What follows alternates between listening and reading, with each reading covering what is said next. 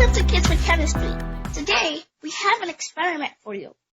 Alright, I love experiments. The name of the experiment is called the buzzer experiment. Why is it called the buzzer experiment? Because we have a small circuit that is built out of a buzzer connected to a battery by wires. When the wires are open, you hear no sound. But when the wires are closed, the buzzer will buzz. Justin, can you tell me why the buzzer is buzzing when the wires are connected? Well, I think that the energy is flowing from the battery into the buzzer, causing it to buzz. But what type of energy is coming from the battery? I'm not sure. Come on, Justin. It's the same type of energy that comes from the wall when you plug in a TV or a computer or anything. Oh, you mean electricity. That's right.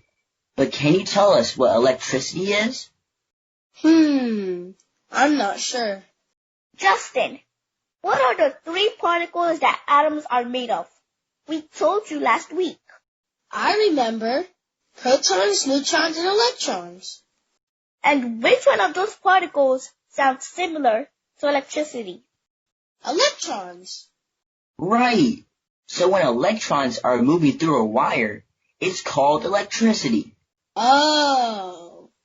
So electricity is the same as electrons. Right. But the electrons have to be moving to be considered electricity. It's a good assumption that if we hear the buzzer ring, then electrons are flowing from the battery and through the buzzer, and then back to the battery. And if we don't hear the buzzer, then we can assume that electrons are not flowing. Wow. Listen to that. The electrons are flowing. Now I don't hear anything. Electrons are not flowing. I get it. Now comes the interesting part. What would happen if we take the wires of the buzzer circuit and stick both ends into a container of clean water without touching the wires? Justin, do you think the buzzer will buzz?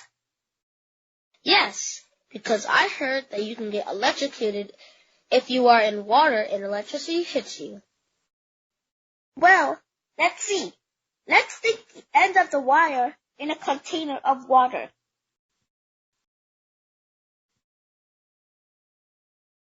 Hey, it's not buzzing. Why isn't it buzzing? If the water is really clean, it should not buzz. And the assumption is that electrons are not flowing. Okay, Justin. Now, what would happen if we add ordinary table salt to the water? Do you think the buzzer will buzz? I don't think so. Why would it? Well, let's see.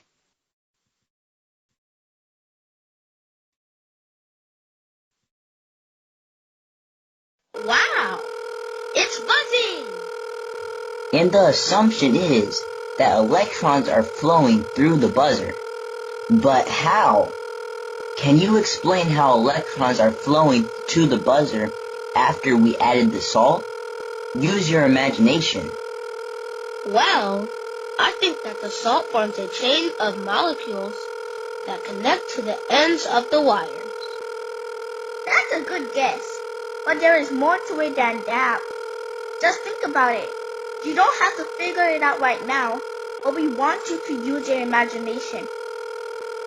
But when you do figure it out and understand why the buzzer is buzzing, then you will understand the first 20 atoms on the periodic table: ions, acids and bases, oxidation and reduction, and some organic chemistry. These are the most important concepts that you need to do well in chemistry.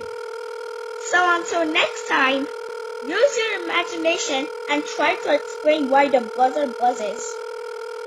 Are you guys going to explain to me why the buzzer buzzes? No! Use your imagination like everyone else.